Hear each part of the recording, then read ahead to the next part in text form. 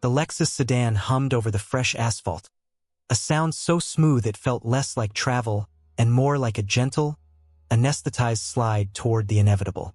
Arthur stared out the passenger window, watching the suburban sprawl of Illinois dissolve into the manicured, emerald green isolation of the countryside. He didn't look at his son, David. He didn't want to see the white-knuckled grip David had on the leather steering wheel, or the way his jaw worked, chewing on guilt like a piece of tough gristle. It was the golden hour, that fleeting, magical window of time just before sunset that Arthur had spent 50 years chasing across 3 continents. The light outside was a rich, syrupy amber, the kind that softened edges and made even the ugliest war zones look momentarily like Renaissance paintings. Here, it bathed the passing oak trees in fire. It was beautiful. It was a lie. "We're almost there, Dad," David said. His voice was too loud, too bright, compensating for the silence that had stretched between them since they left the old house on Elm Street. "The GPS says 2 minutes. The brochure said they just renovated the East Wing. It's supposed to be state-of-the-art." Arthur grunted, a non-committal noise that vibrated in his chest. He shifted, trying to find comfort for his hip, which throbbed with a dull, rhythmic ache. "State-of-the-art," Arthur repeated, tasting the words. They tasted like sterile steel and indifference. "That's what they said about the Saigon embassy, too." David sighed, the sound of a man whose patience was a fraying rope. "Dad, please, let's not make this harder than it has to be. This place is not like the others. It's Oakhaven. It's 5 stars. It's a parking garage for people, David. Let's call it what it is." The car slowed, turning onto a long, winding driveway lined with immaculate weeping willows. And there it was, Oakhaven Manor. It didn't look like a facility. It looked like a southern plantation house designed by a committee of hoteliers who had never known a day of hardship. Massive white pillars held up a grand portico. Brick walkways wound through gardens bursting with hydrangeas. A fountain in the center of the circular driveway sprayed water high into the air, the droplets catching the dying sun like diamonds. It was perfect. It was terrifyingly perfect. David parked the car. For a moment, neither of them moved. The engine ticked as it cooled. Arthur looked at his hands resting in his lap. Liver spotted, knuckles swollen with arthritis, the skin papery and thin. These were hands that had loaded film under mortar fire in the Tet Offensive. Hands that had held the trembling fingers of dying children in Bosnia. Now they struggled to undo the seatbelt buckle. "Let me get that," David said, rushing to help. His eagerness stinging Arthur's pride more than the disability itself. They stepped out into the humid air. The silence here was heavy, oppressive. It wasn't the peace of nature. It was the silence of a held breath. As they walked toward the automatic glass doors, they slid open with a pneumatic whoosh, exhaling a blast of climate-controlled air that smelled of lavender, floor wax, and something else. Something faint and metallic, buried deep beneath the potpourri. The lobby was a cathedral of beige. Marble floors polished to a mirror shine reflected the crystal chandelier overhead. A grand piano sat in the corner, playing a programmed, soulless rendition of Debussy. "Welcome to Oakhaven." The woman behind the mahogany reception desk stood up. She was in her 40s, wearing a blazer that was slightly too tight and a smile that was practiced to perfection. Her name tag read Mrs. Gable, Director of Hospitality. Not Nursing Director. Hospitality. As if Arthur were checking into a Marriott for a weekend conference. "You must be Mr. Vance?" she beamed, coming around the desk with an extended hand. Her grip was firm, dry, and cold. She looked at Arthur not as a person, but as a checklist item. Check-in, 1700 hours. Status, ambulatory with cane. "This is my father, Arthur," David said, stepping forward, assuming the role of the guardian. "We spoke on the phone." "Of course, David. We've been expecting you. Your room is ready, Arthur. It has a lovely view of the North Garden." She gestured grandly. "Shall we take the tour before we settle you in?" "I'd like to see the room," Arthur said, his voice raspy.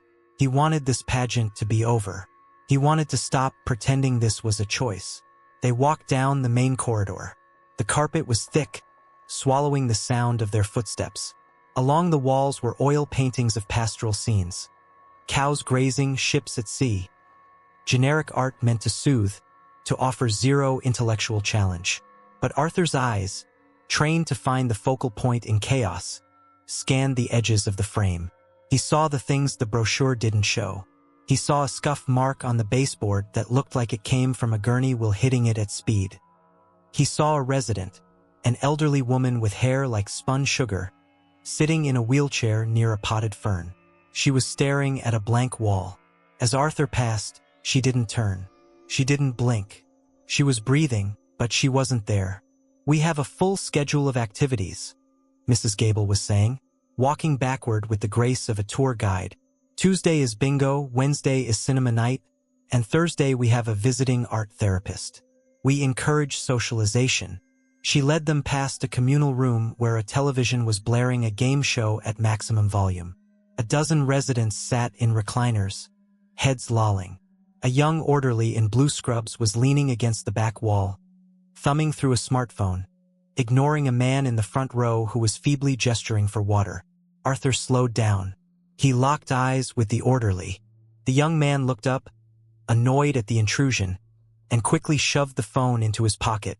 Straightening up, a mask of attentiveness slid over his face so fast it was almost a magic trick. "I see you," Arthur thought. "I know your type." "Dad." David touched his elbow. "You okay?" "Fine," Arthur muttered, just admiring the enthusiasm. They reached the elevator. The doors opened to the third floor. The air up here was different. The lavender scent was stronger, almost choking, as if it were fighting a losing battle against the smell of incontinence and antiseptic. "Room 304, Mrs. Gable announced, swiping a keycard. The room was nice. That was the worst thing about it. It was aggressively nice. Cream-colored walls, a sturdy oak dresser, a flat-screen TV mounted on the wall. The bed looked comfortable, though the rails on the side were a stark reminder of his new reality. But it was the window that held Arthur's attention. It was sealed shut, no handle, just a pane of glass separating him from the world. David brought in the 2 suitcases. They looked pathetic sitting in the middle of the floor, 80 years of life condensed into Samsonite hardshells. "Well," David said, rubbing the back of his neck, It's really great, right? Look at that TV." Mrs. Gable sensed the need for family privacy. "I'll leave you two to say your goodbyes. Dinner is served at 6 in the main dining room, Arthur. Or we can bring a tray up if you're tired." "Dining room," Arthur said. "I'm not an invalid." "Excellent spirit," she said, her smile not wavering for a nanosecond, before backing out and closing the door. The silence returned, heavier this time. David began to unpack.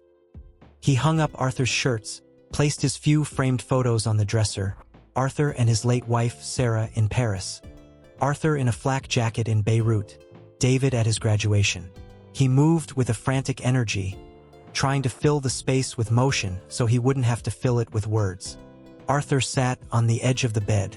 The mattress was firm, waterproofed beneath the sheets. It crinkled slightly when he moved. "You don't have to do this, Dave," Arthur said quietly. David froze, holding a stack of paperback novels.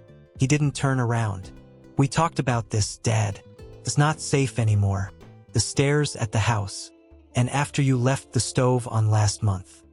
I didn't leave it on. The pilot light is faulty. Dad." David turned, his eyes wet. "Please, I can't. I can't sleep at night worrying that I'm going to get a call that you've burned the place down or fallen and laid there for days. I have the kids. I have work. I can't be there 24/7. Here they can." Arthur looked at his son. He saw the exhaustion etched into David's face, the gray hairs at his temples. He realized then that this wasn't an act of malice. It was an act of surrender. David wasn't abandoning him. David was drowning, and this was him cutting the anchor loose to save himself. Arthur let out a long breath, the fight draining out of him. "It's okay, son. I know." David crossed the room and hugged him. It was a fierce, desperate hug. Arthur patted his back, feeling the stiffness of his son's suit jacket. "You'll visit?" Arthur asked, hating the tremble in his own voice. "Every Sunday," David promised, pulling away and wiping his eyes. "And I'll call tomorrow." "Go on." Arthur nodded toward the door. "Beat the traffic." David lingered for a second longer, looking around the room as if trying to memorize a crime scene, then turned and walked out. When the door clicked shut, Arthur didn't move. He listened to David's footsteps receding down the hall. He listened until the elevator dinged and the doors slid closed. He was alone. Arthur stood up and walked to the window.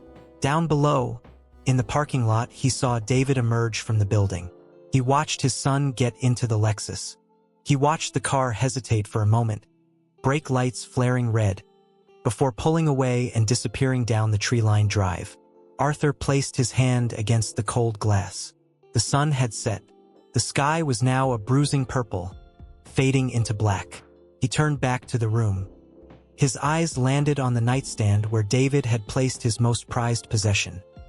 His Leica M3. It was a brick of a camera, brassing showing through the black paint, a veteran of a dozen conflicts. It had no film in it. Film was hard to find these days and expensive, but the weight of it was comforting.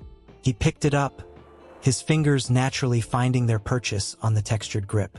He brought the viewfinder to his eye and scanned the room. Click. He dry-fired the shutter. The mechanical snap was crisp, a sound of precision in a world of soft edges. He framed the door. Click. He framed the bed with the safety rails. Click. He set the camera down. He needed to see the perimeter. Arthur grabbed his cane and headed for the door. He opened it and stepped out into the hallway. The atmosphere had shifted. The golden hour sales pitch was over. The overhead lights had been dimmed to a low, institutional hum. The day shift, the young, perky staff members with their bright makeup, was gone. The night shift had arrived.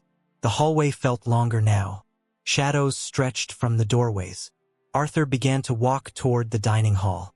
As he passed room 308, he heard a voice. It was sharp, impatient. "Open your mouth.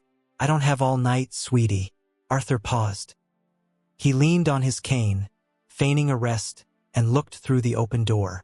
Inside, a large male nurse was feeding an elderly woman.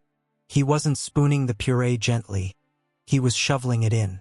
When she coughed, spitting a bit out, he didn't wipe her chin. He sighed, a loud, theatrical sound of disgust, and scraped the spoon hard against her lip. "Look at this mess. You're like a toddler," the man muttered. Arthur watched, his pulse quickening. This wasn't the hospitality Mrs. Gable had sold him. This was the reality of the warehouse.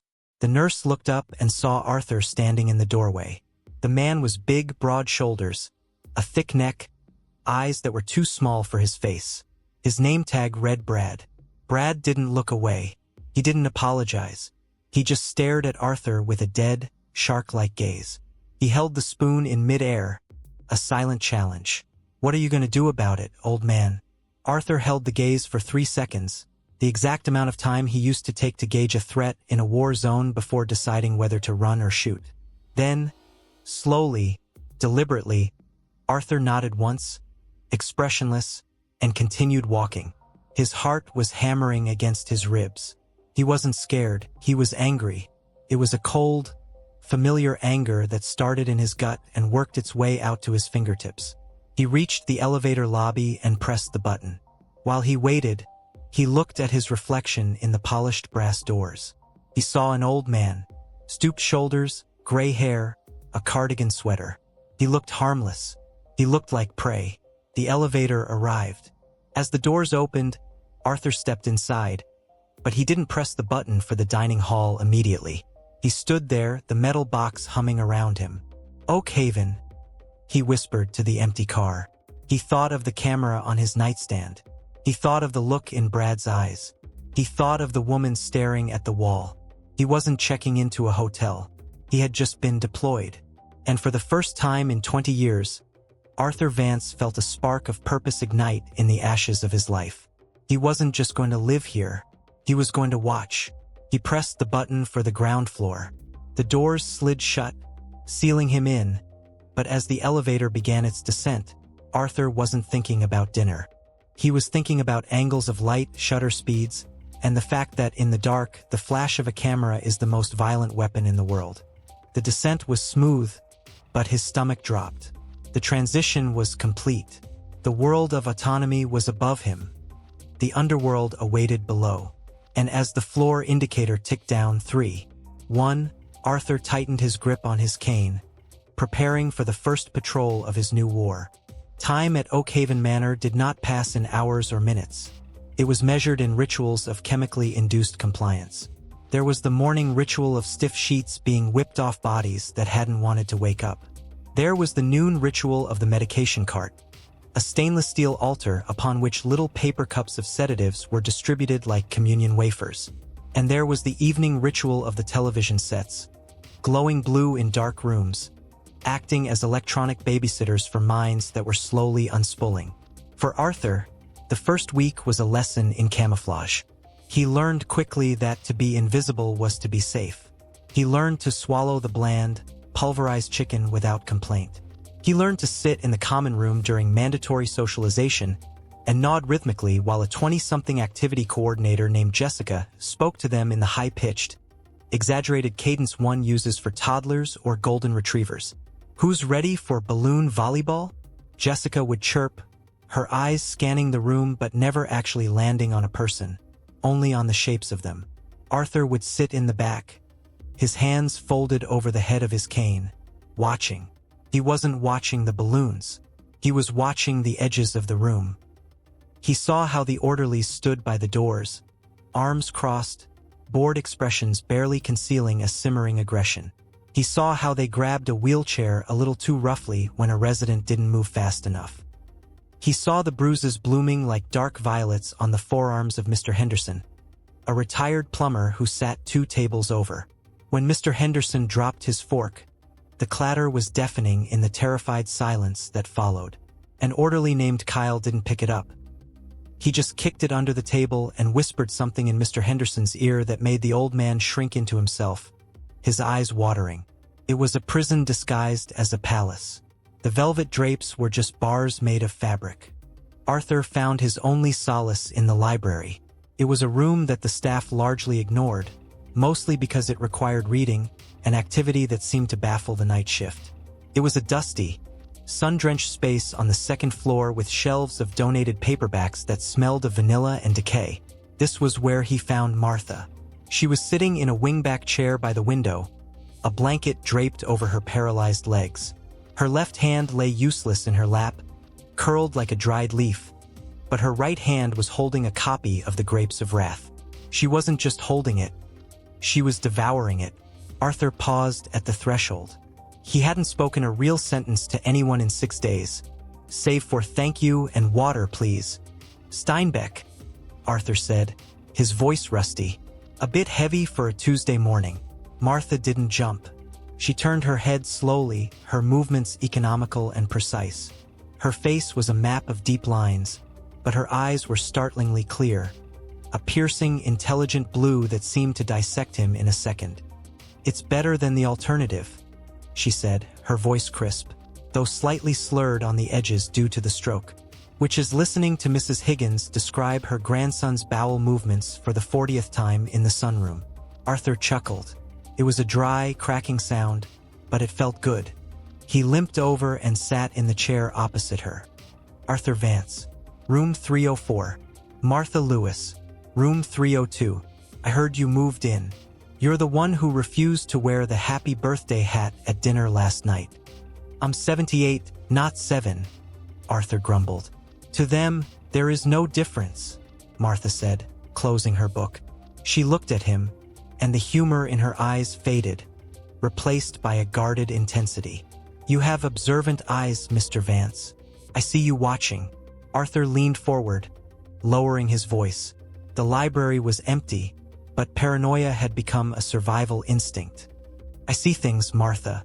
Things that shouldn't be happening. The way they handle Mr. Henderson. The way the night shift changes." Martha's hand tightened on the book cover. Mr. Henderson has behavioral issues, they say. He resists care. That's what goes in the report. He dropped a fork. In the report, she said, leaning in closer, her whisper barely audible over the hum of the air conditioning. It will say he threw it, and that he was combative. And tonight, he will get an extra 50 milligrams of Haldol to help him rest.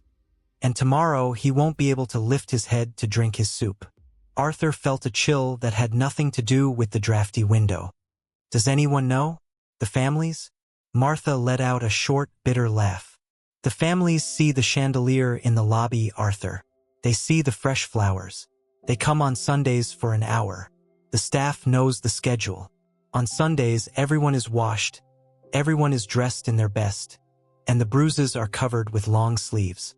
We are stage props in a play titled Mom and Dad Are Fine. And then the families leave and the curtain falls. She looked out the window, her expression hardening. Don't look too closely, Arthur. Curiosity here is treated as a symptom of dementia. If you ask too many questions, you become a problem. And problems get solved in the quiet room. The quiet room? Martha didn't answer. She just looked at her paralyzed hand, a tremor running through her good one. Just keep your head down. Read your books. Eat your pudding. Survive. But Arthur couldn't just survive. He had spent 40 years looking through a lens, framing the world's ugliness so that others couldn't look away. He couldn't unlearn the instinct to focus on the cracks. The turning point came 3 nights later. It was 2:45 a.m., the witching hour, the time when the human spirit is at its weakest and the shadows are at their longest. Arthur lay awake, staring at the ceiling tiles, counting the water stains. The insomnia was bad tonight. His hip was throbbing, a dull, rhythmic ache that laughed at the Tylenol they had given him. He needed water. Real water, cold from the fountain, not the tepid liquid in the plastic pitcher on his nightstand.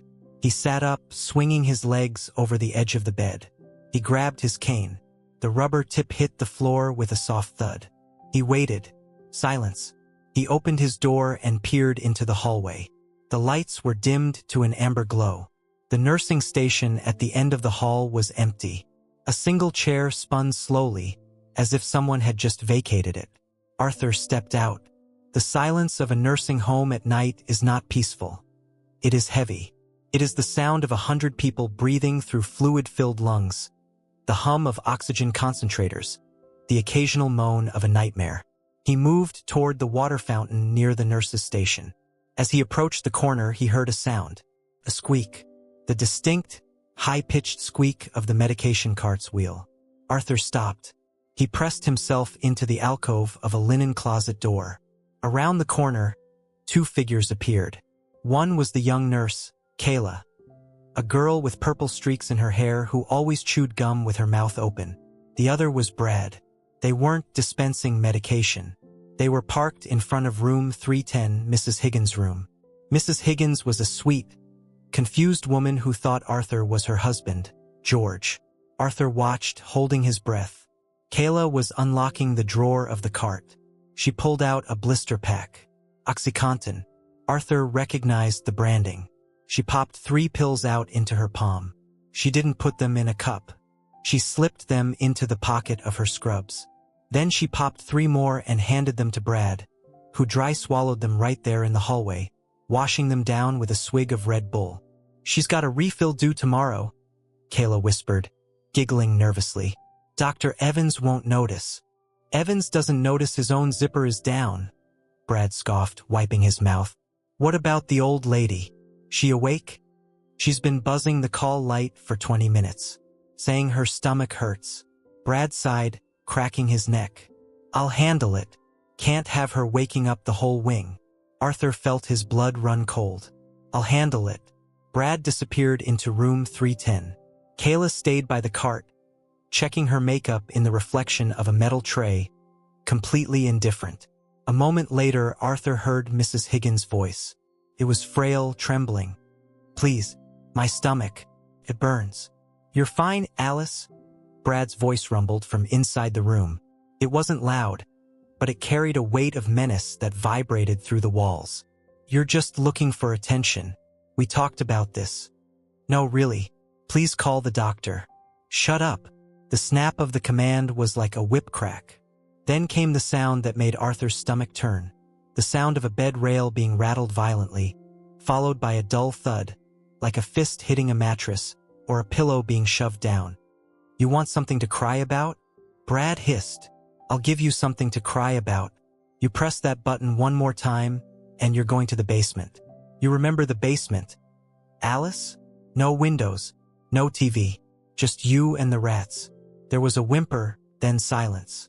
Absolute, terrified silence. Brad stepped out of the room a moment later. He looked energized, the adrenaline of the bullying flushing his face. He winked at Kayla. She's good. Out like a light. You're bad. Kayla smirked. I'm efficient, Brad corrected. He grabbed the cart handle. Let's go to the break room. I'm starving. They rolled the cart away, the squeaky wheel fading down the corridor. Arthur stood in the alcove, trembling. It wasn't fear anymore. It was a rage so pure, so hot. It threatened to burn him alive from the inside out. He had seen warlords in the Congo with more humanity than that man. He had seen scavengers in rubble show more mercy. He limped to Mrs. Higgins' door and looked in. She was curled in a fetal position, the blanket pulled up over her head. She was shaking. Arthur wanted to go in to comfort her, but he knew if he was caught, he would be next. And if he was next, who would tell the story? Who would testify? He turned and went back to his room. He didn't sleep. He sat in the dark, his hand gripping the cold metal of his useless Leica, waiting for the sun. Morning brought the light, but it didn't bring hope. It brought clarity. At 9 a.m., Arthur put on his best button-down shirt. He combed his hair. He walked to the administrative wing with the determination of a man marching to the gallows to slap the executioner. The door to Mrs. Gable's office was open. She was sitting behind her desk, typing on a sleek Mac computer, surrounded by potted orchids that looked too perfect to be real. Mr. Vance, she chirped, looking up. To what do I owe this pleasure? Is the room temperature satisfactory? Arthur closed the door behind him. He didn't sit down. I want to report an incident, Arthur said, his voice steady, though his legs felt weak. Last night, approximately 3 a.m., I witnessed a staff member stealing narcotics from the cart. And then I witnessed that same staff member, Brad, verbally assault and physically threaten Mrs. Higgins in room 310. Mrs. Gable stopped typing. Her smile didn't vanish. It just froze, like a video buffered on a bad connection. She slowly took off her reading glasses and placed them on the desk. That is a very serious accusation, Arthur, she said softly. It is. I saw it. The nurse, Kayla, took OxyContin. Brad took it. Then Brad went into Mrs. Higgins' room and threatened to put her in the basement if she didn't stop using the call light. Mrs. Gable sighed. A long, disappointed exhale. She opened a drawer and pulled out a file. Arthur Vance. She flipped it open. Arthur, she began, her tone shifting from hospitality to pity. I was reading Dr. Evans' notes from your admission. It says here you've been experiencing significant insomnia and some disorientation. I am not disoriented, Arthur snapped. I know what I saw. Do you? She looked at him with the eyes of a kindergarten teacher explaining why Santa Claus isn't real. The mind plays tricks on us at night, Arthur. Shadows look like monsters. Fatigue looks like theft. Brad has been with us for 5 years. He is an exemplary employee. And Kayla is a certified RN. They are thieves and abusers, Arthur said, leaning on his cane, his knuckles white. Check the inventory. Count the pills. We do count the pills every shift, Mrs. Gable lied. She did it effortlessly. Arthur, look at me. You are agitated. Your blood pressure is likely up. This transition is difficult. We see this often, fixating on the staff as enemies to cope with the loss of independence. I am not fixating. I am reporting a crime. Mrs. Gable stood up. She wasn't tall, but in that office, she felt towering. If you continue to make these unfounded accusations, Arthur, we will have to reassess your care plan. Agitation and paranoia are signs that perhaps you need more support, a higher level of security. Perhaps the memory care unit would be more appropriate for you. The threat hung in the air, sharp as a guillotine blade. Memory care. The locked ward on the first floor. The place where people went in and never came out. Where the sedatives were strong and the doors were heavy. Arthur stared at her. He saw the cold calculation behind the rimless glasses. She knew. She knew Brad was a thug. She knew the meds were missing. But Brad kept the night shift quiet. Brad handled the difficult cases. Brad was useful. Arthur was just a line item on a spreadsheet. I see, Arthur whispered. I understand perfectly. I'm glad. Mrs. Gable smiled, the mask sliding back into place. Now, why don't you go to the dining room? It's Pancake Day. Everyone loves Pancake Day. Arthur turned and walked out. He felt small. He felt 80 years old. He felt the weight of every broken bone and every lost friend. He walked back to his room, ignoring the greetings of the passing staff. He went inside and closed the door. He sat on the edge of the bed and looked at the Leica on the nightstand. He picked it up. He looked through the viewfinder at the blank wall. Mrs. Gable was right about one thing. Words were useless. In this place, his voice was just the rambling of a senile old man. His testimony was a symptom. His anger was a diagnosis. He needed more than eyes. He needed a witness that didn't sleep, didn't forget, and didn't have a medical file that could be weaponized. He needed proof. He thought of Martha's warning. Don't look too closely. No, Arthur whispered to the empty room. I need to look closer. He picked up the phone on the bedside table, the landline with the large, easy-to-read buttons.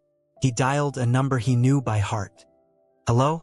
A bright, youthful voice answered. Lily?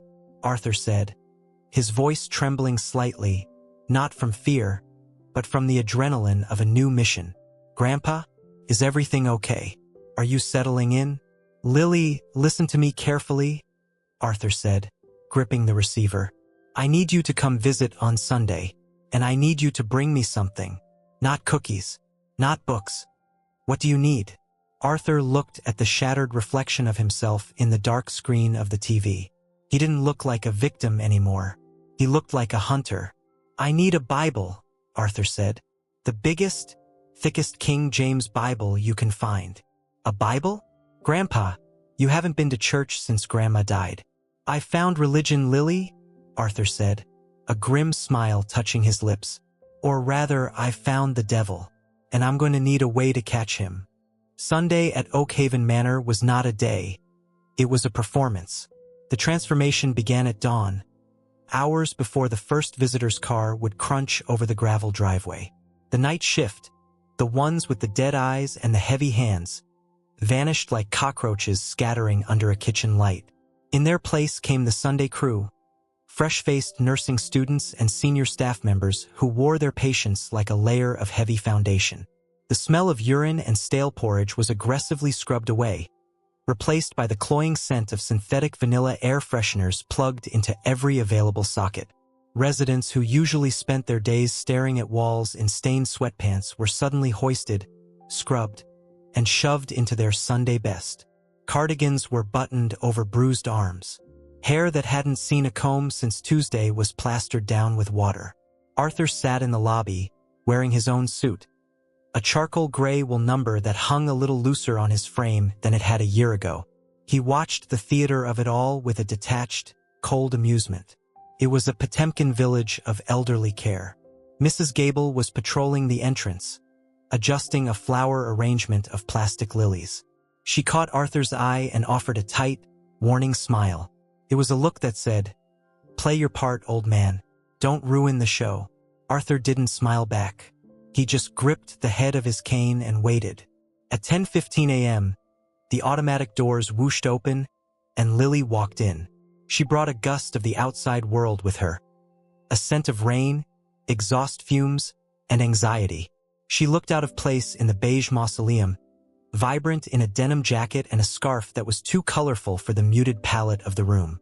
She stood in the doorway for a second, clutching her purse and a large, heavy shopping bag against her chest. her eyes scanning the room with a mixture of fear and determination. When she saw Arthur, her shoulders dropped an inch. She rushed over, her sneakers squeaking on the polished marble. "Grandpa," she breathed, hugging him carefully, as if he were made of glass. Arthur held her, smelling the shampoo she used, a scent that reminded him of the days when he would drive her to soccer practice. "Hello, Firefly," he whispered, using the nickname he hadn't used in a decade. She pulled back, scanning his face.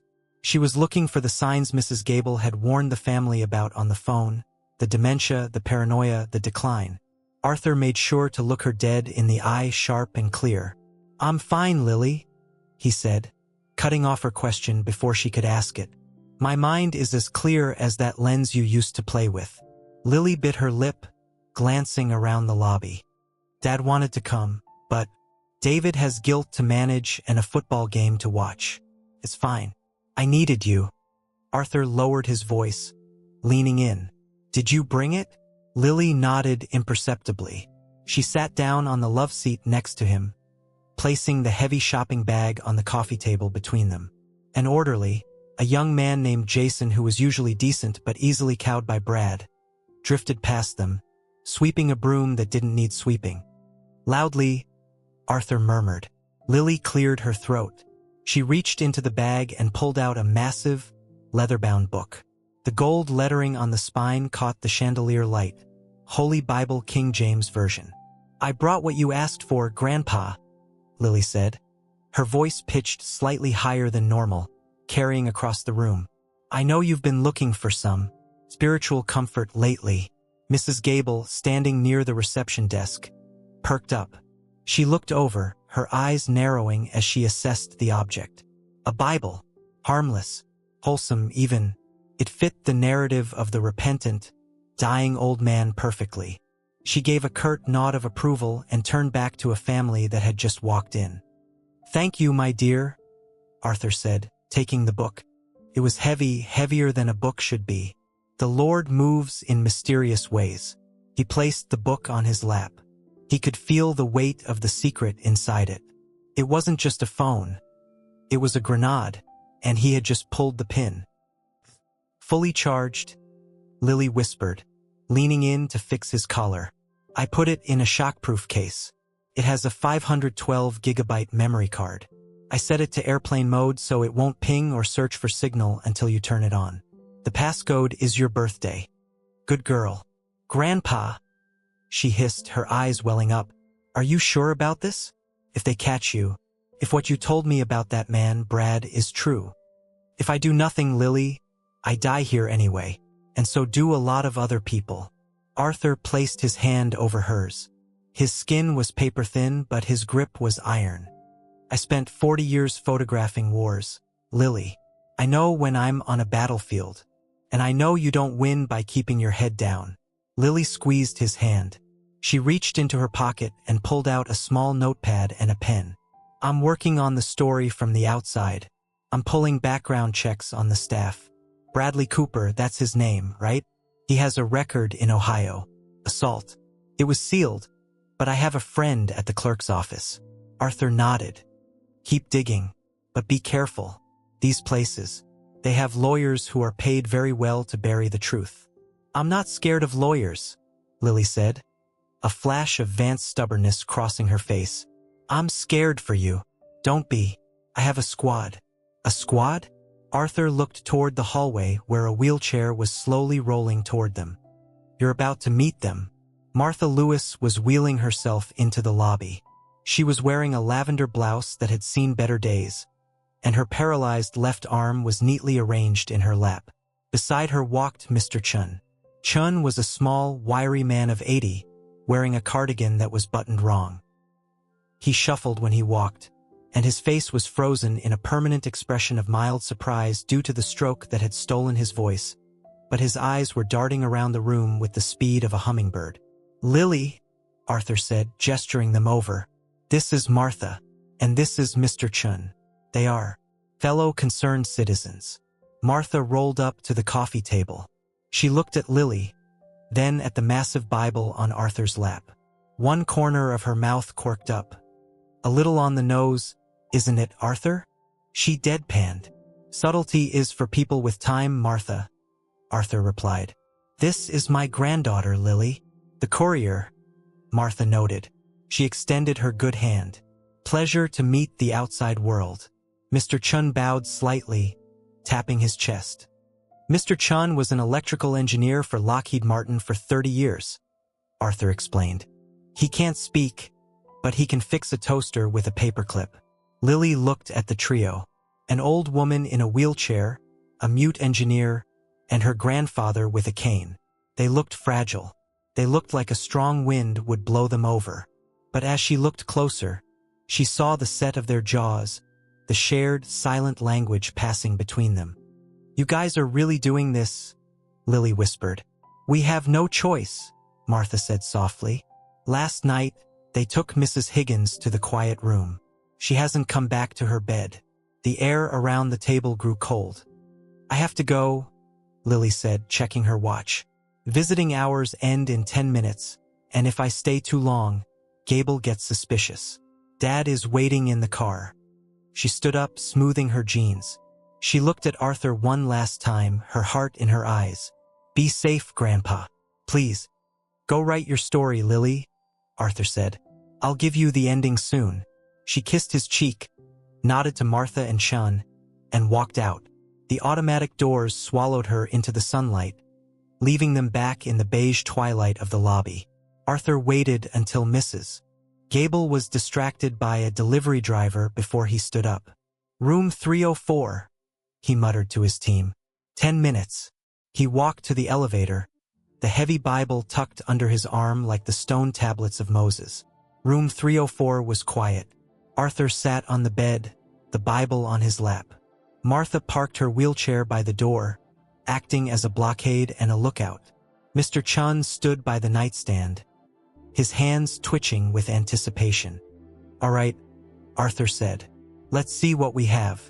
He opened the book. Lily had done a masterful job. The pages of Leviticus through Revelation had been surgically excised, creating a perfect rectangular cavity lined with felt. Resting snugly inside was a black smartphone. It was sleek, modern, and alien. Arthur picked it up. It felt slippery in his dry hands. He was used to the textured vulcanite of his Leica, the reassuring resistance of a film wind lever. This was just glass. He pressed the side button. The screen flared to life, illuminating his face with a harsh blue glow. Enter passcode. Arthur typed in 1-9-4-5. The screen unlocked. Okay. Arthur breathed. We're in. He looked at the icons. Camera. Voice memo. Settings. It was a computer more powerful than the one that sent Apollo 11 to the moon, and he was holding it in a room that smelled of despair. He handed the phone to Mr. Chun. Assessment? Chun took the device with reverence. He turned it over, inspecting the lens. He tapped the screen, navigating the menus with a speed that blurred. He checked the storage, the battery life, the ISO settings of the camera. He nodded, giving a thumbs up. Then he held up a finger. Wait. He pointed to the phone, then to the room. He shook his head. He says we can't just hold it, Martha translated from her post by the door. If Brad sees a phone, he breaks it. We need a blind. Chun began to pace the small room. He looked at the bookshelf. He looked at the air vent. He picked up the tissue box on the nightstand, a generic, floral-patterned cube. He held the tissue box up to the light. He pulled out a handful of tissues, then took the phone and slid it inside the box, between the cardboard and the stack of tissues. He positioned the camera lens so it pressed against the cardboard side. Then, he reached into his pocket and pulled out a small, folding pocket knife, something that was definitely contraband. With surgical precision, he carved a tiny hole in the flower pattern of the box, right where the center of a sunflower was printed. He held it up. From 2 feet away, it was invisible. You had to know it was there to see the glint of the lens. Brilliant, Arthur said. Chun handed the box to Arthur. He pantomimed setting it down and angling it. But we have a problem, Arthur said, looking at the battery icon. Power. If we leave the camera running, the battery dies in 4 hours. Maybe less. Chun frowned. He tapped his chin. He pointed to the bedside lamp. He traced the cord down to the outlet behind the bed. Then he pointed to the phone's charging port. He pantomimed splicing. "He can wire it," Martha interpreted. "If we can get a charging cable, he can splice it into the lamp cord inside the base. It will draw power whenever the lamp is plugged in. Constant power." "But we need a cable," Arthur said. "And we need to do it without anyone seeing." "I have a cable," Martha said. "From my old e-reader. It's in my bottom drawer. But I can't get it. My hands." "I'll get it," Arthur said. "No." Martha shook her head. "You're the target. If Brad sees you in my room, he'll know something is up. Chun has to do it. He's the ghost." Nobody looks at Chun. They think he's catatonic. Chun grinned, a mischievous sparkle in his eyes. He tapped his chest, accepting the mission. "Tonight," Arthur said. "We set up tonight. Brad is off on Sundays. It's the B team tonight. We test the angles." Night fell over Oakhaven. The Sunday visitors were long gone, leaving behind the heavy silence of abandonment. At 9 p.m., Arthur sat in his bed, the modified tissue box sitting innocuously on his nightstand. He had spent the last hour practicing with the interface, learning to start the recording without looking, using the volume button as a trigger. Mr. Chun had successfully retrieved the cable and, in a feat of engineering that belonged in a spy movie, had hardwired it into the base of the lamp while the evening nurse was distracted by a spilled bedpan in the hall. The phone was now charging, a hidden umbilical cord feeding it life. Arthur stared at the tissue box. It was pointing directly at the door. "Showtime," he whispered. He pressed the volume button. A tiny red dot appeared on the screen hidden inside the box, then vanished as the screen went dark to save power, but the recording continued. He lay back, pulling the sheet up to his chin. He waited. He didn't have to wait long. At 10:15 p.m., the door opened. It wasn't Brad. It was Jason, the young, orderly Arthur had seen earlier. He looked tired. He was carrying a clipboard. "Mr. Vance," Jason whispered. "Check run." Arthur feigned sleep. He kept his breathing shallow and rhythmic. Jason stepped into the room. He didn't turn on the main light. He used the flashlight on his phone. The beam swept across the floor, up the bed, and rested on Arthur's face for a moment. Arthur didn't flinch. Jason sighed. He walked to the nightstand right next to the tissue box. Arthur's heart stopped. "Don't touch the tissues. Do not sneeze." Jason picked up the water pitcher. He shook it, realizing it was empty. He hesitated. Protocol said he should fill it. But he was tired, and the kitchen was all the way downstairs. Jason put the pitcher back down. He pulled a pen from his pocket and scribbled something on the clipboard.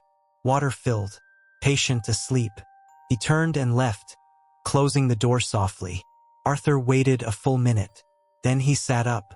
He reached for the tissue box and carefully slid the phone out. He stopped the recording and pressed play. The video was crisp. The audio was crystal clear. He saw Jason enter. He saw the beam of the flashlight cut through the darkness like a lightsaber. He heard the heavy sigh. He saw Jason lazy scribble on the chart.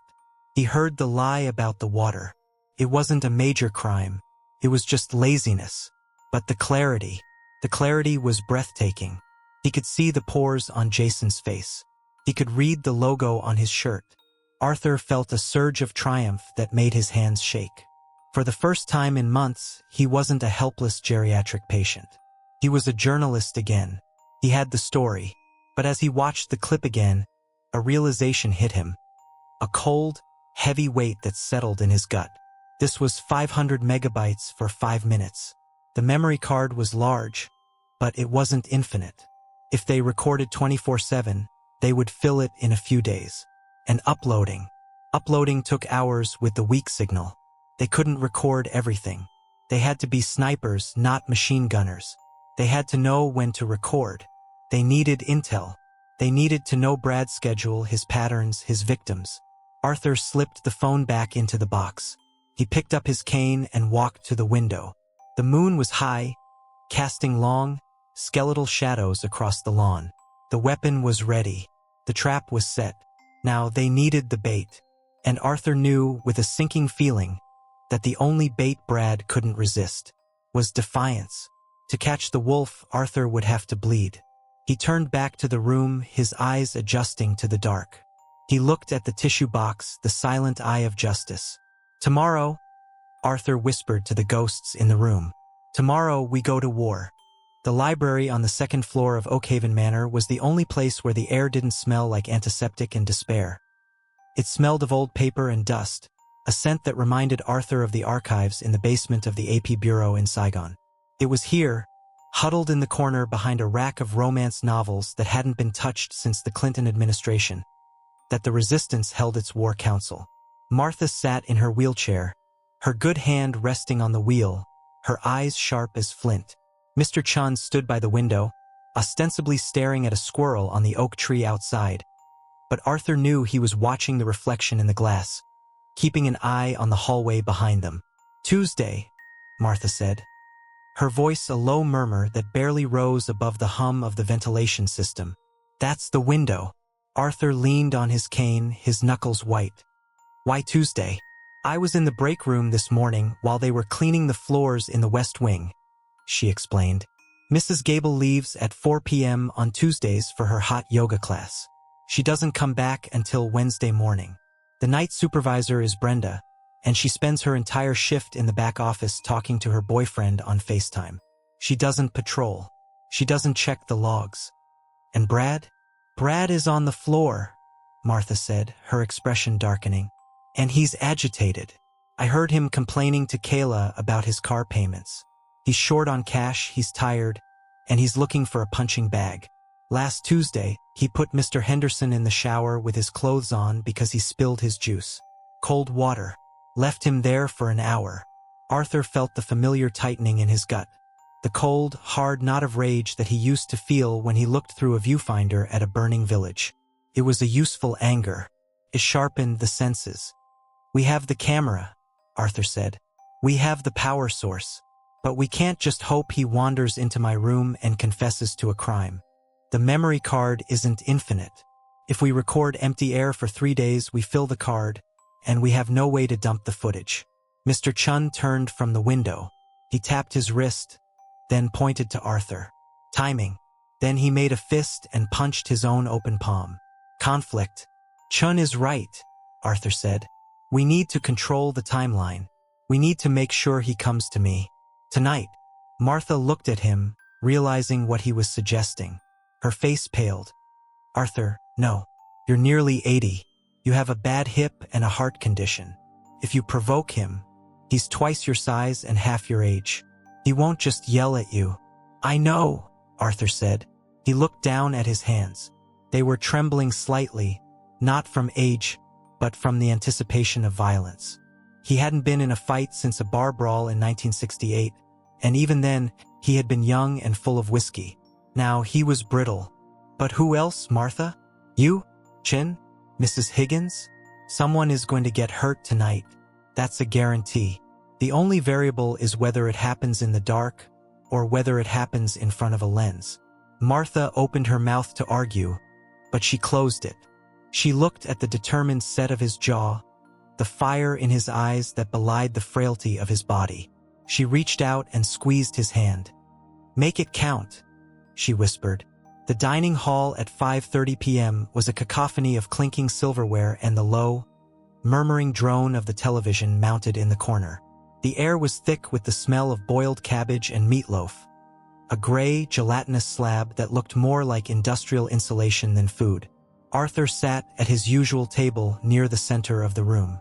He hadn't touched his tray. He was watching the doors. Brad was there. He was leaning against the wall by the kitchen entrance, arms crossed over his chest, his biceps straining against the fabric of his blue scrubs. He was laughing at something another orderly said, a cruel, sneering laugh that didn't reach his eyes. He looked like a king surveying his serfs. Arthur took a deep breath. His heart was hammering against his ribs, a frantic, bird-like rhythm. Showtime. He picked up his plastic cup of apple juice. He waited until the room lulled into a momentary quiet, a lull between commercials on the TV. Then Arthur stood up. The scrape of his chair against the linoleum was loud. Heads turned. It wasn't common for residents to stand up abruptly during meals. Movement here was usually slow, pained, and necessary. Sudden movement was a signal of distress. Arthur didn't look distressed. He looked furious. "This is garbage," Arthur shouted.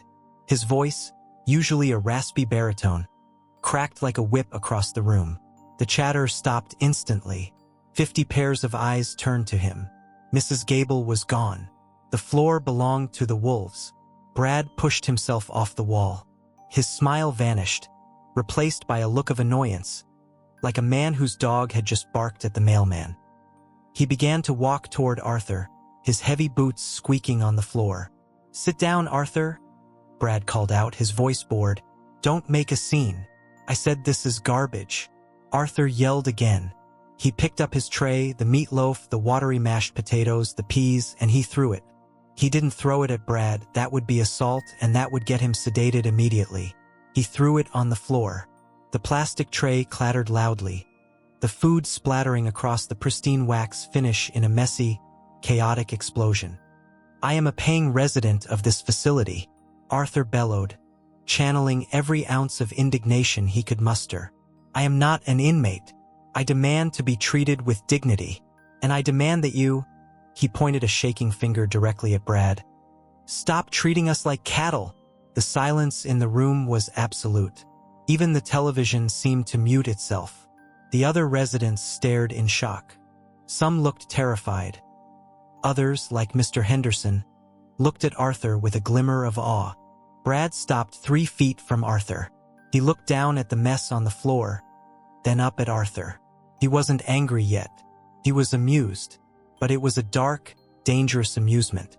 He stepped closer, invading Arthur's personal space. Arthur could smell him: stale coffee, cigarette smoke, and heavy cologne. "You made a mess, Arthur," Brad said softly. His voice pitched so only the nearby tables could hear. "That wasn't very smart. Clean it up." Arthur spat, holding his ground, though his knees were shaking so hard he had to lean heavily on his cane. "That's what you're paid for. You're a servant, Brad. Nothing more." That did it. The mask slipped. A vein pulsed in Brad's forehead. His eyes narrowed into slits of pure malice. Being called a servant, being reminded of his station by a man he considered a piece of expiring furniture, cut through his arrogance. Brad leaned in until his face was inches from Arthur's. "You think you're tough because you were on TV once?" Brad whispered. The menace in his voice was a physical weight. "You're nothing. You're a diaper that needs changing. And tonight we're going to have a long talk about respect." Arthur didn't flinch. He met Brad's gaze. "I'll be waiting." Brad stared at him for a second longer, then straightened up. He turned to the room, clapping his hands loudly. "All right, show's over. Everyone back to your slop. Jason, get a mop." Mr. Vance seems to have forgotten his manners. Brad didn't touch him. Not yet. He walked away, but before he pushed through the kitchen doors, he looked back over his shoulder. He made a small gesture, a finger pointing to his own eye, then to Arthur. "I see you." Arthur sat back down. His legs gave out and he landed hard on the chair. He was trembling violently now, the adrenaline crash hitting him like a wave. Across the room, Martha caught his eye. She gave a microscopic nod. The bait was taken. The hook was set. Now all Arthur had to do was wait for the shark to come up the line. The hours between dinner and midnight were the longest of Arthur's life. He returned to room 304 at 7 p.m. Mr. Chun was already there, pretending to fix the blinds. As Arthur entered, Chun slipped past him, pressing a small piece of paper into his hand before shuffling out into the hall. Arthur unfolded it. It was a diagram of the camera's field of view. Chun had marked an X on the floor with a tiny piece of masking tape near the foot of the bed. "Stand here," the diagram indicated. "Face the door." Arthur looked at the tissue box on the nightstand. It looked innocuous. The tiny lens hidden in the sunflower pattern was invisible in the dim light. The green charging light on the back of the phone was hidden by the tissues. It was recording. It had been recording since Chun activated it 10 minutes ago. Arthur changed into his pajamas. He brushed his teeth. He went through the motions of a man preparing for sleep, but every nerve ending in his body was screaming.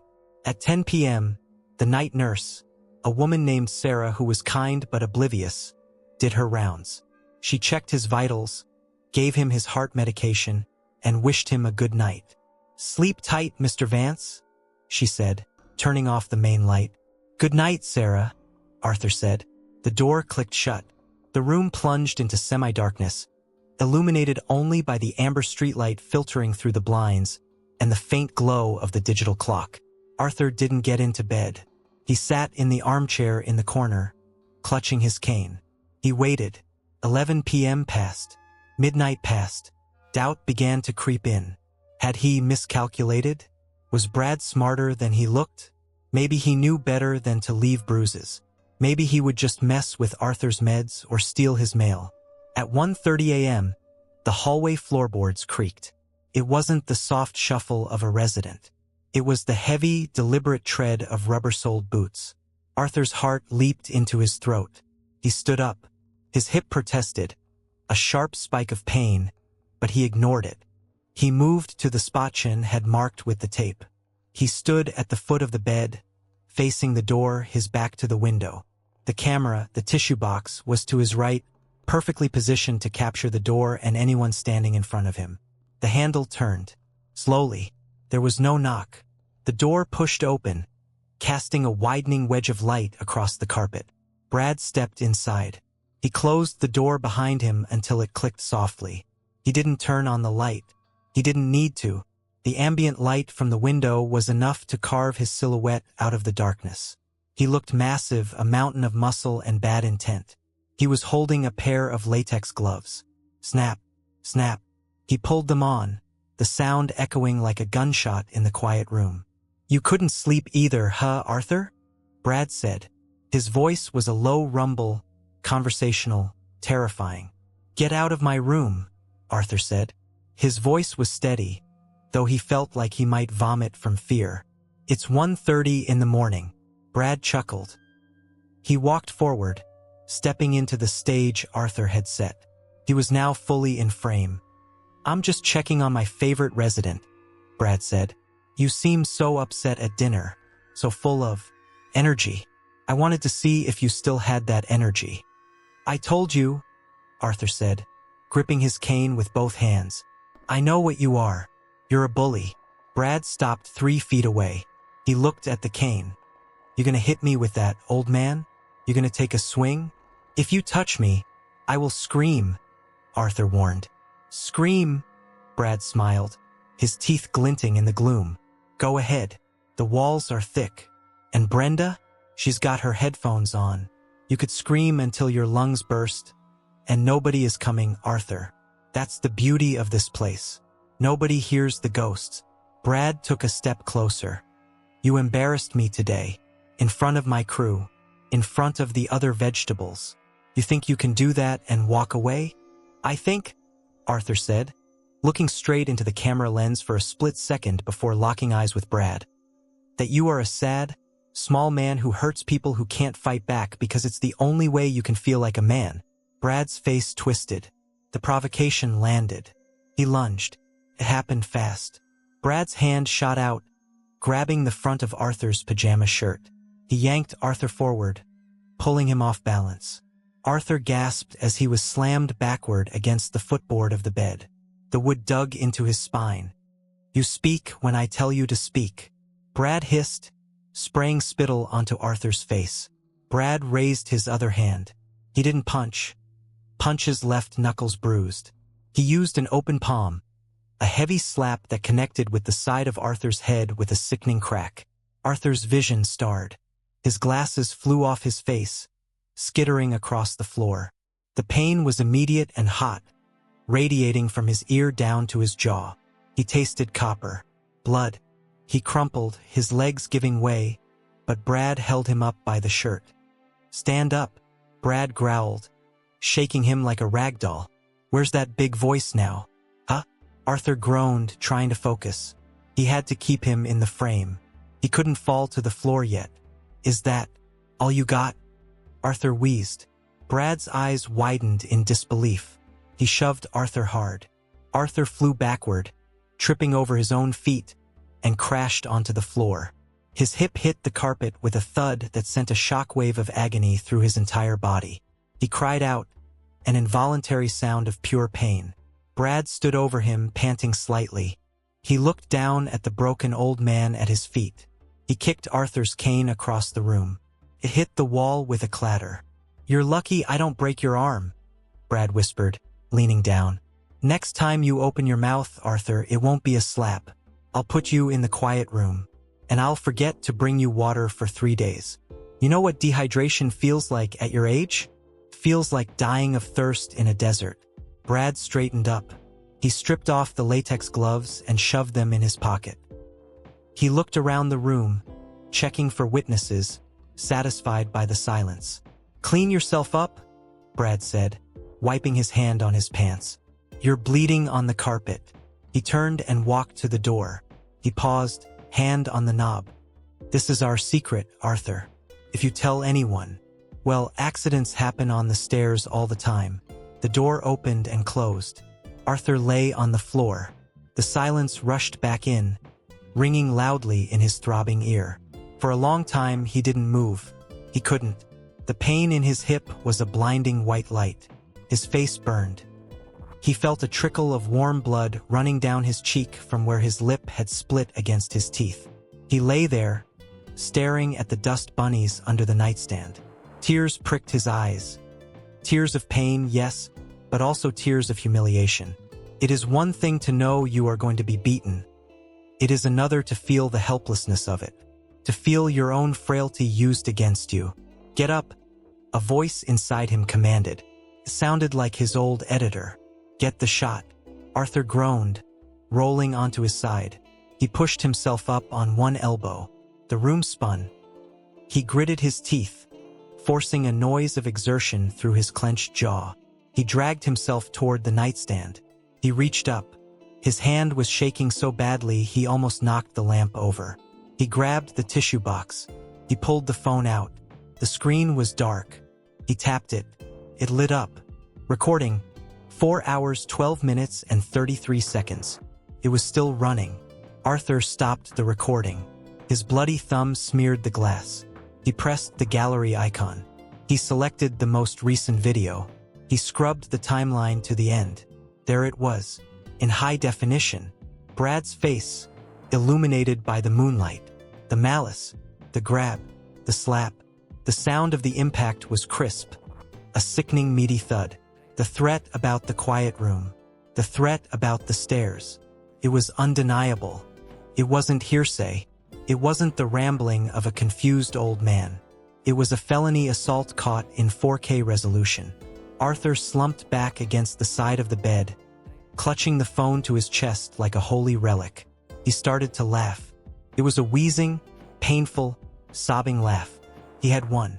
But as the adrenaline faded, the reality of his situation set in.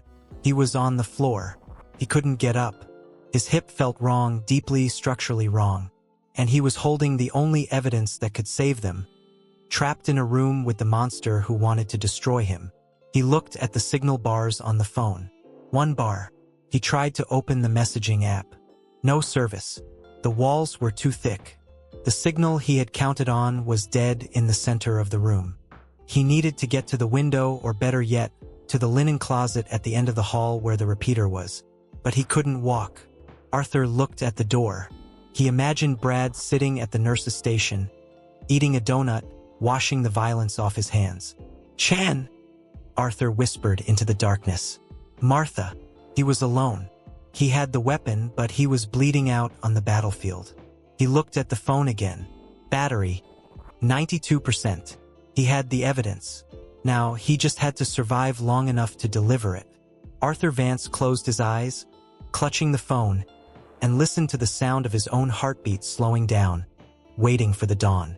The morning sun did not bring warmth to room 304. It brought a harsh, unforgiving illumination to the wreckage of the night. Arthur lay where he had fallen, a crumpled heap of flannel and old bones on the industrial carpet. The pain in his hip had evolved from a sharp scream into a dull, thumping bass note that vibrated through his entire skeleton with every shallow breath. He had not slept. He had simply floated in a gray limbo of agony, clutching the tissue box to his chest as if it were a life preserver in a storm-tossed sea. At 6 a.m., the door handle turned. Arthur squeezed his eyes shut, feigning unconsciousness, his hand sliding the tissue box slightly under the edge of the bed frame, just enough to be obscured by the hanging sheet but within arm's reach. "Mr. Vance? Morning meds." It was Sarah. Her voice was cheerful, the automated brightness of the morning shift. The door swung open, and the footsteps entered, brisk and efficient, until they stopped abruptly. The silence that followed was broken by the crash of a plastic medication cup hitting the floor. "Oh my God, Mr. Vance." Sarah was on her knees beside him in an instant, her hands hovering, terrified to touch him. "Code Blue. Someone help. I need help in 304. Her screams were piercing, shattering the morning calm of Oakhaven. Footsteps thundered down the hall. Arthur opened his eyes to slits. He saw faces crowding the doorway. Jason, the janitor, a few curious residents in robes. And then, parting the sea of onlookers like a shark cutting through a school of fish, came Mrs. Gable. She was not dressed in her usual power suit. She was wearing a trench coat over yoga clothes, having clearly been summoned immediately upon arrival. Her face was devoid of makeup, revealing a pale, ruthless efficiency. "Clear the doorway," she barked. "Get back to your rooms. Nothing to see here." She stepped into the room and closed the door, leaving only Sarah and herself with Arthur. She looked down at him. There was no pity in her eyes, only a rapid calculation of liability. She saw the bruise on his cheek, the blood dried on his lip, the unnatural angle of his leg. "What happened?" Gable asked, her voice low and dangerous. "I found him like this," Sarah stammered, tears streaming down her face. "I came in for meds and he must have fallen. Oh God, look at his face." Gable crouched down. She didn't check his pulse. She leaned close to Arthur's ear. "Arthur, can you hear me?" Arthur let out a groan, a genuine sound of misery. He came. Gable stiffened. She looked at Sarah. "He's delirious. The dementia is spiking. Go get the gurney. Call Dr. Evans. Tell him we have a nocturnal wanderer who took a spill. Do not call 911 yet. We follow protocol." "But his hip." "Protocol, Sarah." Gable snapped. As Sarah fled the room, Gable stood up. She began to scan the space. She picked up the cane from where Brad had kicked it. She set it against the nightstand. She straightened the rug. She was sanitizing the crime scene. Arthur watched her through his eyelashes. His heart hammered against his ribs. The phone. It was inches from her foot, hidden under the sheet's edge. "You should have stayed in bed, Arthur." Gable whispered to the room, not looking at him. "You old fool. Now look what you've done." The door opened again. 2 orderlies rushed in with a gurney. They lifted him. The movement was a fresh explosion of torture. Arthur cried out, his vision whitening. As they hoisted him, his hand flailed, desperate, grasping at the air, and then drooping down toward the floor. He needed the box. My tissues." He wheezed, pointing a trembling finger at the floor.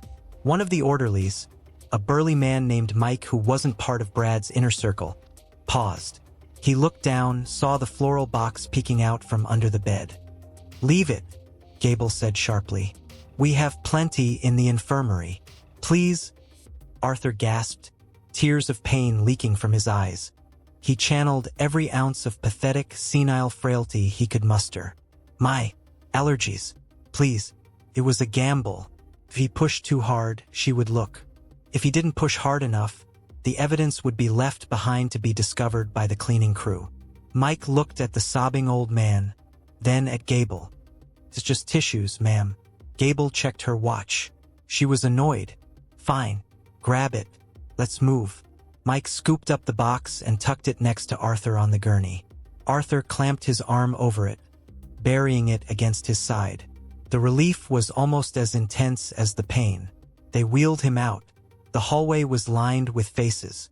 The residents were watching, silent witnesses to the fall of the troublemaker. And there, near the elevator, was Martha. She was sitting in her wheelchair, motionless as a statue. Her eyes locked onto Arthur's. She saw the bruise. She saw the fear. And then she saw the tissue box clutched in his arm, the box with the sunflower pattern. The gurney slowed as they navigated around a cleaning cart. Arthur was only feet away from her. He knew he wasn't coming back to this floor. They were taking him to the infirmary on the ground level, the holding pen where they kept the ones who screamed too much. If he went down there with the phone, the signal would be dead forever. He looked at Martha. He loosened his grip. As the gurney bumped over the threshold of the elevator, Arthur let out a spasm of pain and thrashed his arm. The tissue box flew off the gurney and skidded across the linoleum, landing at the wheel of Martha's chair. "Hold on," Mike said, trying to stop the elevator doors. "Leave it," Gable ordered, stepping into the elevator and hitting the button. "I said leave it. We are losing time." The doors slid shut, cutting off Arthur's view of the third floor. He was gone. Martha sat in the hallway. The tissue box lay at her feet. Jason, the young orderly, walked over to pick it up. "I'll grab that for him." "No," Martha said. Her voice was sharp, authoritative. Stopped Jason in his tracks. "I'll take it. I need a tissue anyway." Jason shrugged. "Suit yourself, Martha." He walked away. Martha leaned down. It was a struggle. Her paralyzed side was dead weight, threatening to tip her out of the chair.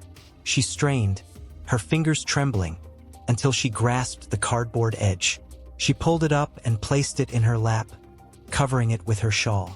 She could feel the heat of the device through the cardboard. It was still recording. She wheeled herself backward, turning away from the elevator, toward the library. She needed to find the ghost. Mr. Chun was not in the library. He was in the solarium, staring at a dead potted plant. When Martha rolled in, he turned. He saw the box in her lap. His eyes widened. He didn't need words to ask the question. "They took him," Martha whispered, her voice shaking. "Gable is spinning it as a fall. But look at this footage later. Brad beat him, Chen. He beat him bad." Chen's hands balled into fists at his sides. His jaw worked silently. "We don't have time for anger," Martha said, wheeling closer. "Arthur is down. I'm stuck in this chair. You're the only one who can walk. You have to finish the run." She pulled the phone out of the box. She stopped the recording. She tapped the screen, checking the battery. She navigated to the upload screen Lily had shown them. No service. "The linen closet," Martha said. "East wing. Top shelf. That's where Arthur said the signal was." Chin nodded. He reached out and took the phone. It looked small in his calloused engineer's hands. "Chun." Martha grabbed his wrist. "Brad isn't here yet, but he will be." Gable called him. "I heard her on the radio. She wants him to secure the room. If he finds out the phone is missing, he'll tear this place apart. You have to be invisible." Chun placed his hand over hers. He gave it a gentle squeeze. Then he slipped the phone into the inner pocket of his oversized beige cardigan. He buttoned it up. He stood taller. The shuffle in his step vanished, replaced by a strange, gliding grace. He wasn't Mr. Chun, the stroke victim, anymore. He was the courier. He stepped out of the solarium and turned right, heading toward the East Wing. The East Wing was the administrative sector. It was quieter but more dangerous. This was where the offices were. This was where the staff bathrooms were. And at the far end, past the break room, was the linen closet. Chin moved slowly. He couldn't run. Running attracted attention. He had to be part of the background. He stopped to admire a painting when a nurse walked by. He bent down to tie a shoelace that wasn't untied when Mrs. Gable's assistant came out of the copier room. He was 50 feet from the closet when the elevator dinged. Chin froze. He was in the middle of a long stretch of hallway. There were no doors to duck into. The elevator doors opened. Brad stepped out. He wasn't wearing scrubs. He was in jeans and a leather jacket, his eyes bloodshot, his hair messy. He looked like a man who had been woken up by a panic attack. He didn't look at Chun. He was storming toward Arthur's room on the other side of the floor. Chun turned his back, pretending to cough into a handkerchief. Brad marched past him, a hurricane of aggression. The wind of his passing ruffled Chen's hair. Brad was muttering to himself, "Stupid old man. Sloppy." Chun waited until Brad turned the corner. Then he moved. He reached the linen closet. He tried the handle. Locked, of course. It was a supply closet. Chun didn't panic. He reached into his pocket and pulled out a small, flat piece of metal he had fashioned from a spoon handle days ago. He jammed it into the lock mechanism. He wiggled it. He felt the tumblers. Click. He slipped inside and closed the door. Darkness. The smell of bleach and lavender. Chun fumbled for the light switch but decided against it. Light spilling under the door would betray him. He took out the phone. The screen illuminated his face in a ghostly blue. He held the phone up high, standing on his tiptoes, pressing it against the ceiling tiles. Searching. Searching. LT 2 bars. A grin broke across Chen's face. He opened the encrypted messaging app. He selected the video file. It was massive. For gigabytes. Send. The progress bar appeared. A thin blue line at the bottom of the screen. Uploading. Time remaining, 45 minutes. Chun stared at the number. 45 minutes. In this closet, that was a lifetime. He sat down on a stack of towels. He watched the blue line. In room 304, Brad was tearing the world apart. He had stripped the bed. He had dumped the drawers. He was looking for the camera. He knew Arthur had been too confident. The way the old man had stood there, the way he had spoken. It was a performance. Brad wasn't a genius, but he had the survival instinct of a street rat. He knew when he was being set up. "Where is it?" he hissed, overturning the mattress. "Where is it, you old bat?" He checked the nightstand. Empty. He checked the bathroom. Empty. He stood in the center of the ravaged room, breathing hard. He kicked the empty trash can. Then he saw it. Under the bed, pushed against the wall, was a piece of masking tape. An X. Brad knelt down. He touched the tape. It was fresh. It marked a spot. Position. He stood on the X. He looked forward. He was facing the foot of the bed. He looked to the right. The nightstand. He remembered the tissue box. The floral box that had been sitting there last night. He had looked right at it. He ran out into the hallway. He grabbed Jason by the scrub top. "The box!" Brad shouted, shaking the boy. "The tissue box in 304. Where is it?" Jason's eyes went wide. "What?" "Brad, let go." "The tissue box. Arthur had it. Where is it?" "I don't know. He took it with him. On the gurney." "Did he have it when he went down?" No, wait." Jason stammered, terrified. "He dropped it. By the elevator. Martha took it." Brad shoved Jason into the wall. "Martha." He took off running toward the library. Uploading. Chen's legs were cramping. The air in the closet was getting hot. He stared at the screen, willing the electrons to move faster. He heard the commotion before he understood it. Shouting. Distant but getting closer. He stood up. He held the phone higher, as if physical elevation would squeeze more speed out of the cell tower. Outside, in the main corridor, Brad had found Martha. She was still in the library, reading her book, the empty tissue box sitting openly on the table beside her. Brad didn't bother with pleasantries. He stormed in, grabbed the box, and shook it. It was empty. He ripped it open. He saw the hole cut in the flower. He saw the cutout cardboard inside. "Where is it?" Brad screamed, sweeping the books off the table. "Where is the phone, Martha?" Martha didn't flinch. She looked at him with a disdain that was colder than ice. "I don't know what you're talking about, Bradley. I'm just reading." Brad grabbed the handles of her wheelchair. He leaned into her face. "Don't play games with me. You're in this together. The three musketeers of the geriatric ward. Arthur is down. You're useless. That leaves. The mute.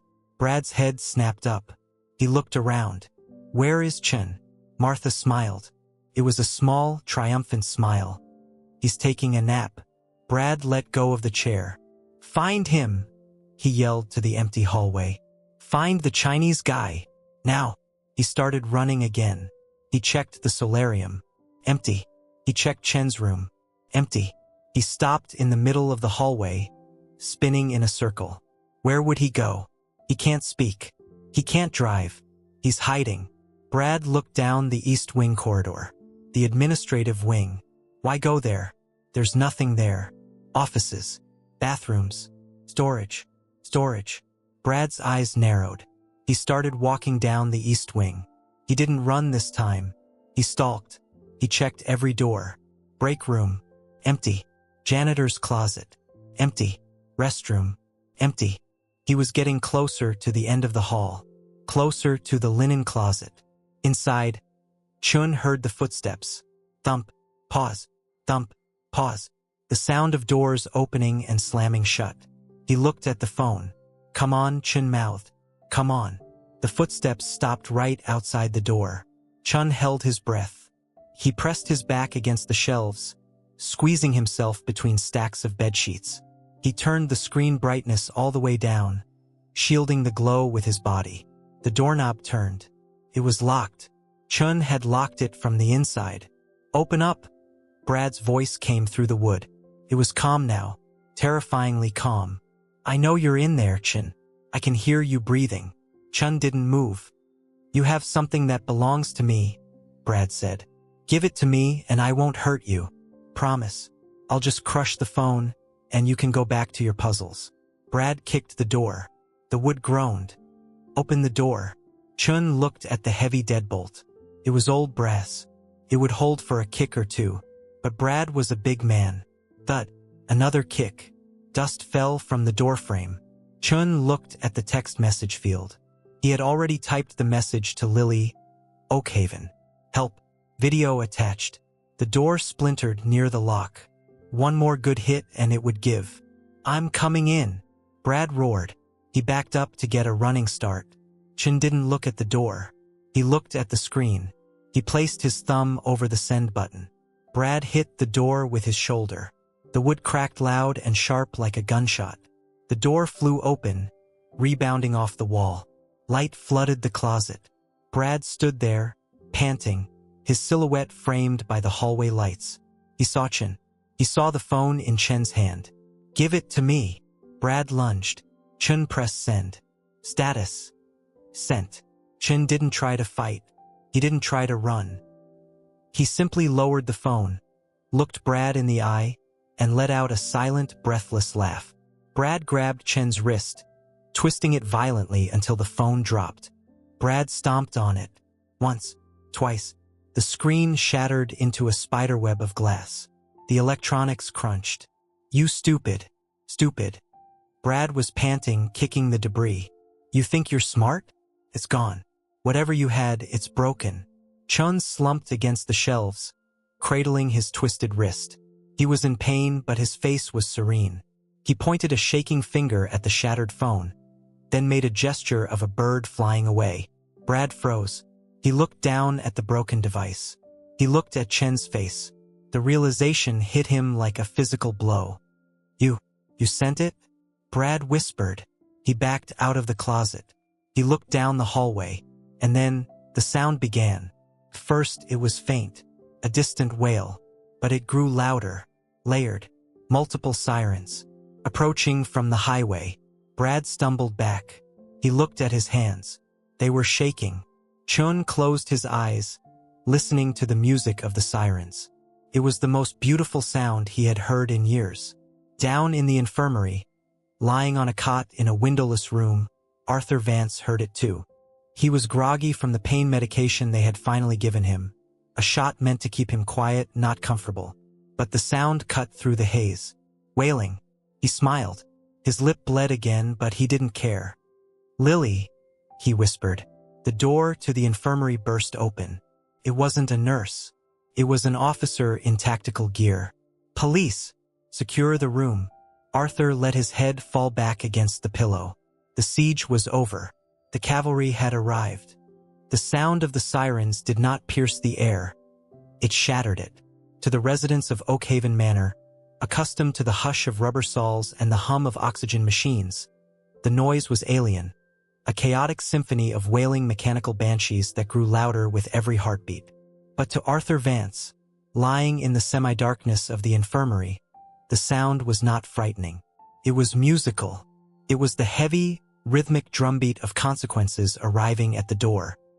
He lay on the narrow cot, his hip a universe of throbbing pain, but his eyes were fixed on the sliver of light beneath the door.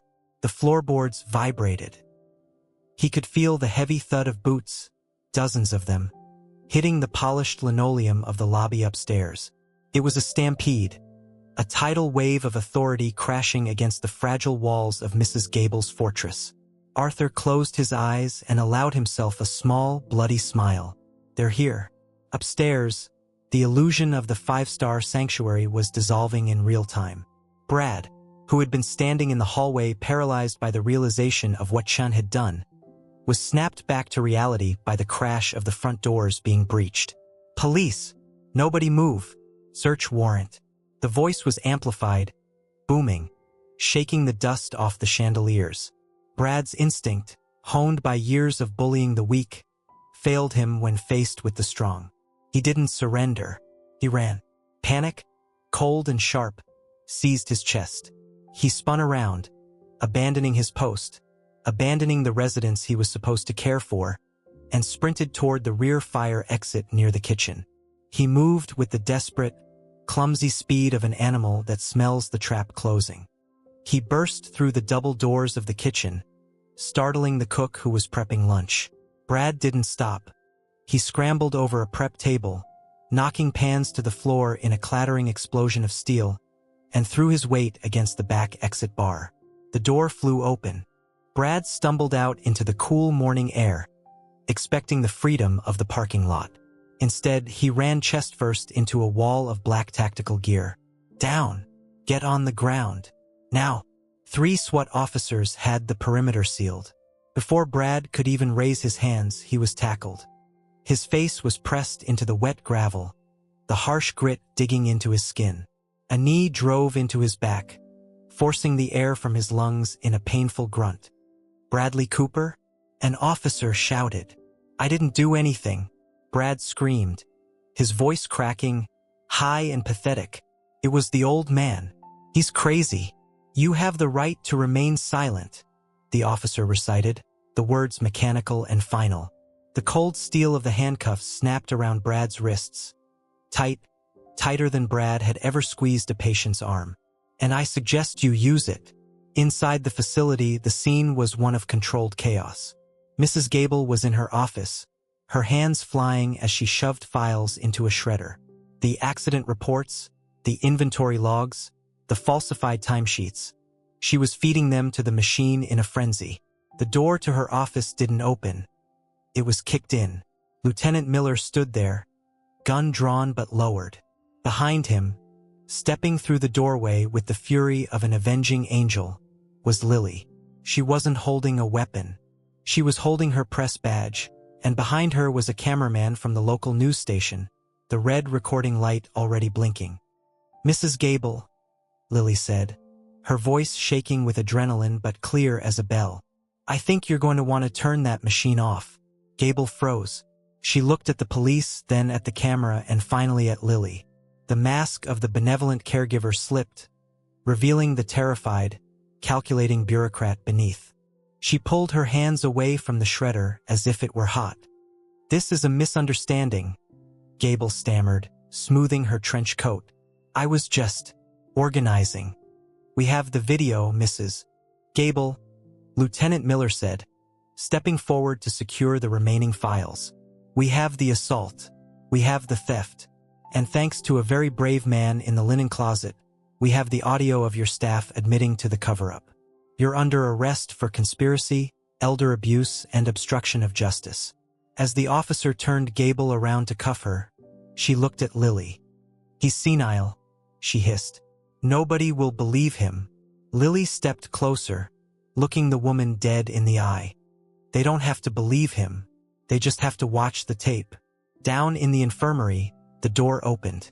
Arthur tensed, preparing for one last fight, but the figure that entered wasn't wearing scrubs. It was a paramedic, followed closely by a police officer. "Mr. Vance?" the paramedic asked gently, kneeling beside the cot. "I'm here," Arthur rasped. "We're going to get you out of here, sir. You're safe now." Arthur nodded, the adrenaline finally leaving his body, replaced by an exhaustion so profound it felt like sinking into warm water. He let them work. They checked his vitals, stabilized his hip, and carefully lifted him onto a proper stretcher. As they wheeled him out of the windowless room and into the hallway, Arthur saw a figure running toward him. "Grandpa!" Lily pushed past the police line. She looked frantic, her hair messy, mascara smudged under her eyes. When she saw him, battered, bruised, but alive, she let out a sob that broke Arthur's heart. She threw her arms around his neck, careful of the stretcher, burying her face in his shoulder. "I got it," she cried into his shirt. "I got the file. It's everywhere, Grandpa. It's all over the news." Arthur raised a trembling hand and stroked her hair. "I knew you would, Firefly. I knew it. They found Chun," she said, pulling back to wipe her eyes. "He's okay. He was guarding the closet like a soldier. And Martha is directing the police to the other records. You did it. You saved them." They wheeled Arthur toward the elevator. As the doors opened onto the lobby floor, the procession slowed. The lobby was filled with police, paramedics, and bewildered residents who had been brought out of their rooms. But as Arthur's stretcher rolled through, a silence fell over the room. Mr. Henderson, the man who had been showered in his clothes, stood by the reception desk. He looked at Arthur. He straightened his back and gave a slow, shaky salute. Mrs. Higgins, clutching her blanket, whispered, "Thank you." And then Arthur saw him. Near the automatic doors, flanked by two large officers, was Brad. He was being led out to the waiting squad car. He looked small, stripped of his authority, stripped of his uniform. He was just a thug in a leather jacket. Brad looked up and locked eyes with Arthur. Arthur signaled the paramedics to stop for a second. The two men looked at each other across the expanse of the marble lobby. There were no words exchanged. There was no need for Arthur to shout, to gloat, or to lecture. He simply looked at Brad with a gaze of absolute, unyielding pity. He looked at him the way one looks at a disease that has been cured. Brad was the one to look away. He hung his head, shrinking into his shoulders, and let the officers shove him through the doors into the harsh light of judgment. Arthur looked at Lily. "Take me home, kid." 3 months later, the autumn wind in Virginia was different than in Illinois. It carried the scent of wood smoke and damp earth, crisp and clean. Arthur sat on the expansive wooden porch of the Cedar Creek Assisted Living Community. It was a smaller place, a converted farmhouse with only 20 residents. There were no chandeliers here. The floors were hardwood, scuffed by years of use. The air smelled of coffee and baking bread, not bleach. Arthur's cane rested against the railing. His hip was healing, though he would always walk with a limp now, a permanent souvenir of the war he had fought. But the pain was manageable. It was just noise. The screen door creaked open. "Checkmate in 4 moves," a voice croaked. Arthur smiled without turning around. Mr. Chun shuffled onto the porch. He was wearing a new cardigan, one that actually fit him, and he was holding 2 mugs of steaming tea. He couldn't speak much. The doctors said the stress had caused a regression, but he had regained a few words, and his hands were as expressive as ever. "You're bluffing, Chen," Arthur said, accepting the tea. "You always bluff with your knights." Chun grinned, tapping his temple. "Smart." The door opened again, and the whine of an electric motor announced the arrival of the 3rd musketeer. Martha rolled out, a wool blanket tucked around her legs. She looked vibrant. Her hair was cut in a stylish bob, and she was wearing lipstick, a bright, defiant red. "The Washington Post is running a follow-up piece today," Martha announced, holding up a tablet. Title: "The Oakhaven Effect. New legislation mandates cameras in common areas of care facilities." "About time," Arthur grunted, sipping his tea. They mention you, Arthur, Martha teased. They call you the Ansel Adams of the geriatric underground. Terrible headline. Arthur scoffed, though a flush of pride warmed his neck. Editors these days have no poetry. Bradley Cooper pleaded guilty. Martha continued, her voice softening. 15 years. Gable got 10. The civil suits are bankrupting the corporation. They're selling the Oakhaven building to turn it into a storage facility. Fitting, Arthur murmured. It always was one. They sat in silence for a while, watching the leaves drift down from the maple trees in the yard. It was a comfortable silence, the kind that exists between soldiers who have shared a foxhole. They didn't need to fill the air with chatter. The fact that they were sitting here, drinking tea, breathing fresh air, was a conversation in itself. A car pulled up the gravel driveway. A Subaru. Lily hopped out, waving. She pulled a camera bag from the passenger seat. She ran up the steps, kissing Arthur on the cheek. Happy birthday, old man. I'm 79, Lily. We stopped celebrating after 70. Nonsense, she said. She reached into the bag. I brought you something. I found a shop in D.C. that repairs vintage gear. She pulled out the Leica M3. Arthur's breath hitched. It was clean. The brassing was still there, the scars of its history, but the lens was polished, the leather grip re-glued. And most importantly, when he turned it over, he saw the film counter was set to 1. Loaded with Tri-X 400 black and white. Lily smiled. Just how you like it. Arthur took the camera. It felt heavy and cold and perfect in his hands. It felt like an extension of his own body that had been amputated and now returned. He lifted it to his eye. The viewfinder was bright. He adjusted the focus ring. The tactile feedback, the smooth mechanical slide of the brass helicoids, sent a shiver of pleasure through his fingertips. He looked through the lens. He didn't see a war zone. He didn't see suffering. He didn't see the dark corners of a corrupt institution. He framed the shot.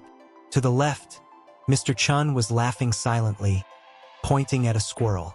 To the right, Martha was tilting her face up to catch the last rays of the afternoon sun, looking peaceful and regal.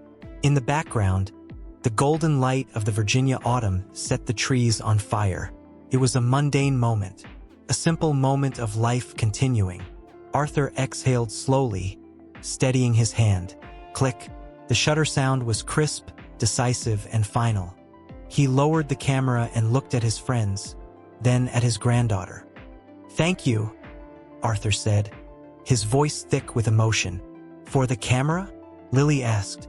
For the light, Arthur replied. He placed the camera on his lap, leaning back in his chair. The sun dipped below the horizon, casting long shadows across the lawn. But for the first time in a long time, the shadows didn't scare him. He knew that as long as he had the lens and the courage to look through it, the darkness could never truly win. He closed his eyes, listening to the wind in the trees, and for the first time in 80 years, Arthur Vance felt completely, utterly at rest.